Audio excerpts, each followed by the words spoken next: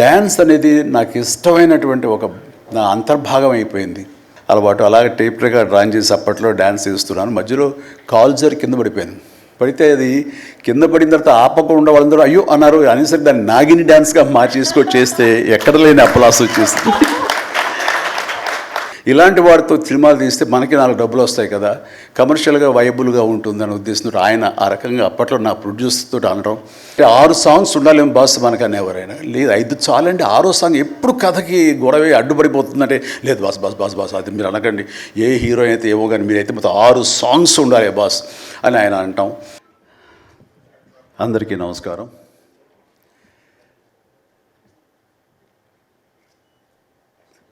దిగ్దర్శకులు రాఘవేంద్రరావు గారు, కోదండరామరెడ్డి గారు, Gopal, young directors like Bobby, Vasishta, like నా నిర్మాతలు అల్లు అరవింద్ గారు, అశ్విని దత్ గారు, కెఎస్ రామారావు, శ్యామ్ ప్రసాద్ రెడ్డి, జెమినీ కిరణ్, తమ్మారెడ్డి భరద్వాజ్ గారు, అలా యంగ్ ప్రొడ్యూసర్ విక్కీ అండ్ పాత్రికేయ మిత్రులకు, అలాగే నా బ్లడ్ బ్రదర్స్, బ్లడ్ సిస్టర్స్, నా హృదయపూర్వక నమస్కారం. సో ఫస్ట్ ఆఫ్ ఆల్ ఈ ఈవెంట్ ఇంత గ్లామర్గా ఇంత మెమొరబుల్గా ఉంది అంటే దానికి ప్రధానమైన కారణం నా మిత్రుడు అమీర్ ఖాన్. అమీర్జీ, thank you so much. And with a small message and a phone call you made it, and your presence made this moment as a memorable moment. Really thank you so much, and I never forget this gesture from your side. And about Guinness Book of World Records, then ఊహించండి, I never expected, never dreamt about Guinness Book of World Record, because Guinness బుక్కి మనకి ఏంటి సంబంధం అనే ఒక ఆలోచన ఏమైనా ఉంటుంది కదా సహజంగా. అలాగే నాకు అలాంటి ఆలోచన ఏమి లేదు. అలాంటిది నేను ఎదురు చూడనటువంటి ఒక గొప్ప ఆనర్ ఈ రోజున నాకు నా జీవితంలో నా ఈ సినీ ప్రస్థానం సంబంధించి తారసపడినందుకు ఆ భగవంతుడికి, దానికి కారణభూతులైన మా దర్శక నిర్మాతలకు, నా అభిమానులకు ఎప్పుడు నేను రుణపడి ఉంటాను. Thank you so much.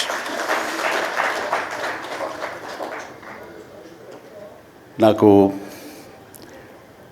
Dances మీద బహుశా నటన కంటే కూడా ముందు నుంచి కూడా డ్యాన్సెస్ మీద నాకున్నటువంటి ఇంట్రెస్ట్ ఈ రోజున ఈ అవార్డు వచ్చేలా చేసిందా అని నాకు అనిపిస్తుంటుంది.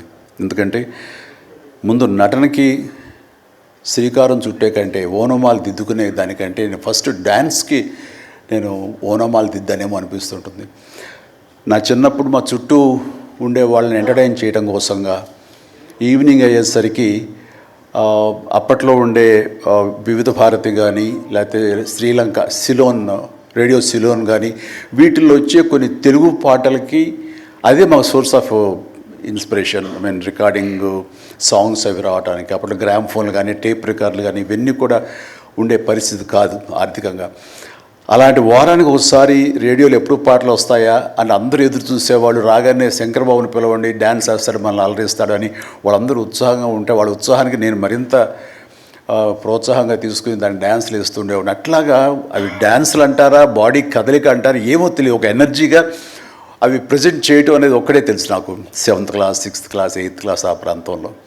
ఆ తర్వాత ఎన్సీసీలో చేరిన తర్వాత ఈవినింగ్ క్యాంప్ ఫైర్ టైంలో అందరూ ఎర్లీగా భోజనాలు కానిచ్చిన తర్వాత తిన్న సేవింగ్ ప్లేట్లు మన అల్యూమినియం ప్లేట్స్, వాటిని తిరగేసి దరువులుగా డప్పులుగా వాయించుకుంటూ అప్పుడు కూడా డ్యాన్స్ వేస్తూ అందరిని ఎంటర్టైన్ చేస్తూ ఉండేవాడిని. ఆ రకంగా డ్యాన్స్ అనేది నాకు ఇష్టమైనటువంటి ఒక నా అంతర్భాగం అయిపోయింది.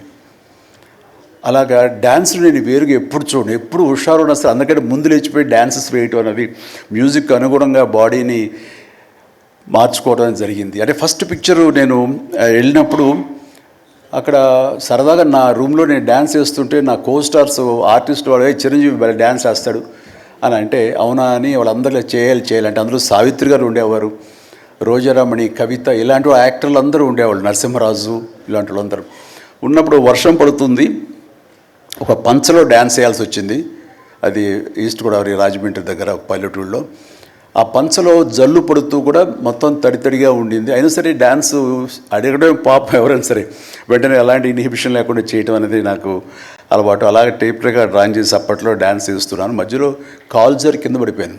పడితే అది కింద పడిన తర్వాత ఆపకుండా వాళ్ళందరూ అయ్యో అన్నారు. అనేసరికి దాన్ని నాగిని డ్యాన్స్గా మార్చేసుకొని చేస్తే ఎక్కడ లేని అప్పలాస్ వచ్చేస్తుంది.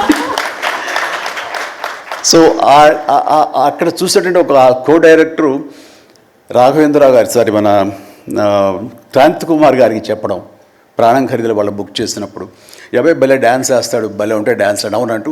నా క్యారెక్టర్కి అంతకుముందు ఎప్పుడూ ఒక డ్యాన్స్ అనేది ఊహించుకోలేదు, సాంగ్ డ్యూయట్ సాంగ్ అని ఊహించుకొని వాళ్ళు ఒక ఎందుకు పెట్టకూడదు సాంగ్ అని చెప్పి నాకు ఆ సాంగ్ సిచ్యువేషన్ క్రియేట్ చేసి ఏలియల్లో ఎందాక అనే ఒక సాంగ్, అండ్ ఆ సాంగ్ నేను వేస్తే దాన్ని స్టెప్స్ అది వేసుకుని ఫస్ట్ టైం ఒక యాక్టర్గా నేను స్క్రీన్ మీద డ్యాన్స్ ఇస్తూ కనిపించింది. అది దానికంటే ముందు మన ప్రాణం ఖరీదు, సారీ పునాది రాళ్ళలో కూడా అలాగే ఫ్రెండ్స్ మధ్య డ్యాన్స్ వేస్తూ నేనే సెంటర్ ఆఫ్ అట్రాక్షన్గా ఉంటూ చేశాను. అలాగా నా డ్యాన్స్ స్కిల్ అన్నది ఎక్స్ట్రాగా నాకు ఒక బెనిఫిట్ అయ్యింది, నాకు ఎక్స్ట్రాగా అది ఉపయోగపడింది. తర్వాత అరవింద్ గారికి, జయకృష్ణ ఇలాంటి వాళ్ళందరికీ కూడా తెలుసు. అండ్ లింగమూర్తి గారు ఉండేవారు. ఆయన డిస్ట్రిబ్యూషన్కి చీఫ్. అప్పట్లో ఆయన రాగానే ఆయన ఏ ప్రొడ్యూసర్స్ని పిలుస్తారు, ఎవరి కథ ఓకే అంటారు, ఎవరికి డబ్బులు శాంక్షన్ చేస్తారని డిస్ట్రిబ్యూటర్స్ మీద ఆధారపడే రోజులు నిర్మాతలు.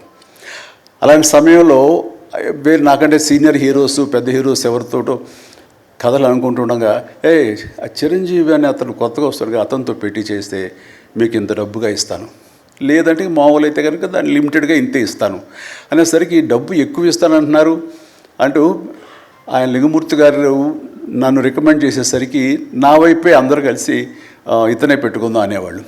అతను ఏంటంటే ప్రజానాడి, ఆడియన్స్ ఏమనుకుంటున్నారు, ఆడియన్స్ ఇతను సాంగ్స్ కోసంగా పదే సినిమాలకు వస్తున్నారు, ఇలాంటి వారితో సినిమాలు తీస్తే మనకి 4 డబ్బులు వస్తాయి కదా, కమర్షియల్గా వైబుల్గా ఉంటుందని ఉద్దేశంతో ఆయన ఆ రకంగా అప్పట్లో నా ప్రొడ్యూసర్తో అనడం, అండ్ వాళ్ళు కూడా నన్ను ఆప్ చేయటం నాకు ఆ రకంగా డ్యాన్సెస్ అనేది ఒక ఎడ్జిని తీసుకొచ్చింది. ఆ తర్వాత నా నిర్మాతలు కానీ, నా ప్రొడ్యూసర్స్ కానీ, నా మ్యూజిక్ డైరెక్టర్స్ కానీ, నా కోరియోగ్రాఫర్స్ కానీ వీళ్ళు నా సాంగ్స్ అనేసరికి ప్రత్యేకమైన శ్రద్ధ పెట్టేవాళ్ళు. అంటే మ్యూజిక్ పరంగా కానీ, బీజిఎమ్స్ పరంగా కానీ ఆ సాంగ్స్ అనేవి ఖచ్చితంగా ఉండాలని. దత్తు గారితో నాకు ఎప్పుడు దెబ్బలాటాయి. ఎందుకంటే 6 సాంగ్స్ ఉండాలేమో బాస్ మనకు అనేవారైనా, లేదు 5 చాలండి, 6వ సాంగ్ ఎప్పుడు కథకి గొడవ అడ్డుపడిపోతుందంటే, లేదు బాస్ అది మీరు అనకండి, ఏ హీరో అయితే ఏమో కానీ మీరైతే మొత్తం 6 సాంగ్స్ ఉండాలి బాస్ అని ఆయన అంటాం. సో 6వ సాంగ్ని ఏ తరహంగా ఒప్పించడం. అలాగే అల్లు అరవింద్ గారు లాస్ట్కి వచ్చేసరికి అత్తగేముడు అమ్మాయి మూడు సాంగే సిచ్యువేషన్ లేదు అక్కడ. అలాంటి చోట ఒక డబ్బు మీద ఒక సాంగ్ను ఆయన క్రియేట్ చేసుకుని ఆ డైరెక్టర్ గారితో కోదండరామరెడ్డి గారు వీళ్ళందరూ కలిపి అనుకుని అత్తగేముడు అమ్మాయికి మొగుళ్ళు ఒక సాంగ్ను బలవంతంగా పెట్టాడు అక్కడ. ఆ టైంకి అది బలవంతంగా ఉంటుంది, కథ డిస్టర్బెన్స్ ఉంటుంది, కానీ సాంగ్స్ ఒక ఎడ్జి తీసుకుంటాయి. సాంగ్స్కి స్పెషల్ ఆడియన్స్ ఉన్నారు. ఆ ఆడియన్స్ సాంగ్స్ మళ్ళీ రిపీట్ చేసేవాళ్ళు. అప్పట్లో ప్రొజెక్టర్ ఆఫ్ చేసి మళ్ళీ రీప్లే చేసేవాళ్ళు. ఆ రకంగా సాంగ్స్ యొక్క ప్రత్యేకత నా జీవితంలో, నా సినీ కెరీర్లో, నా యొక్క విజయ పరంపరలో అది ఒక అంతర్భాగం అయిపోయింది. ఆ రకంగా సాంగ్స్ అనేది ఏదో సరదాగా హాబీగా చిన్నప్పుడు మొదలుపెట్టింది. అది ఈ రోజు వరకు నాకు విపరీతమైన ఫ్యాన్స్ని తీసుకొచ్చి డ్యాన్సెస్ అంటే చిరంజీవి చేయాలి అన్నంత పేరు తీసుకొచ్చి నాకు ఈ రోజు ఇదిగో ఈ Guinness book of world records నాకు తీసుకొచ్చేలాగా చేసింది. సో ఇది నిజంగా అనూహ్యమైంది. ఏదో నటనకు వస్తుంది అన్నారు, వస్తుంది. అలాగే పర్సనాలిటీకి, మన సీనియారిటీకి అవార్డ్స్ వస్తాయి అనుకున్నా వస్తున్నాయి, అన్నీ అవుతున్నాయి. ఇంక ఎందుకు వస్తాయి, ఏమన్నా వస్తాయి అనుకుంటే కనుక ఈ రూపంలో వచ్చింది. ఈ రకంగా నన్ను వరిస్తుంది అనుకోలే. అది కాకుండా Guinness book of world records అన్నది. So first of all thank you so much mister Richard. You have come all the way to give me this honour in the name of prolific dancer, actor of Indian screen. Thank you so much. Thank you. And then ఇంతకు మించి నేను ఎక్కువ ఏవి చెప్పలేను. But నా యొక్క ఈ విజయ పరంపరలో నేను కొనసాగడానికి నాకు ముందు నుంచి దోహదపడుతున్న నా నిర్మాతలకి, నా తోటి నటీనటులకు, నా టెక్నీషియన్స్కి, నా డైరెక్టర్స్కి, ప్రతి ఒక్కరికి హృదయపూర్వక ధన్యవాదాలు మరొకసారి తెలియజేసుకుంటూ ప్రతి ఒక్కరికి నా అభినందనలు సెలవు తీసుకుంటాను. జై హింద్. Thank you sir. మీరు ఇంతకు మించి ఏమీ చెప్పరన్నారు, కానీ ఫ్యూచర్ ఫిల్మ్స్లో మళ్ళీ డాన్స్ చేసి మమ్మల్ని అందరినీ ఎంటర్టైన్ చేయండి సార్. ఒక్క ప్రామిస్ చేయండి సార్ ఫ్యూచర్లో. Is it a promise sir? విశ్వంబరలో ఉంది.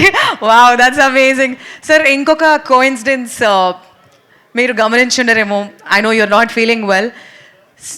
22nd సెప్టెంబర్ నాడు సార్ యొక్క డెబ్యూ అయింది. సార్ ఫస్ట్ ఫిల్మ్ రిలీజ్ అయింది 22nd September, and today is 22nd September. It is never ending. This year is officially amazing. This year is officially Mega Stars year.